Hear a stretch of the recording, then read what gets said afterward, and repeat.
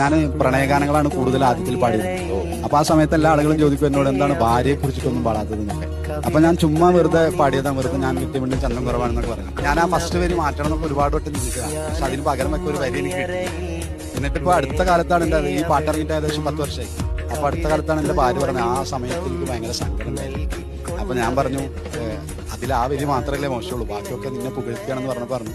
ആദ്യം നിങ്ങൾ ഒരാളെ തെറി വിളിച്ചതിന് ശേഷം കുറെ പിന്നെ ഞാൻ കെട്ടിയ പെണ്ണിത്തിരി ചന്തം കുറവാണേ, എന്നാലും അവളിന്നെന്റെ സുന്ദരിയാണേ. 14-ാം രാവുദിക്കും പോലൊരു ചിരിയാണേ, പടിവാതിൽ ചാരി എന്നെ നോക്കും പെണ്ണാണേ. 14-ാം രാവുദിക്കും പോലൊരു ചിരിയാണേ, പടിവാതിൽ ചാരി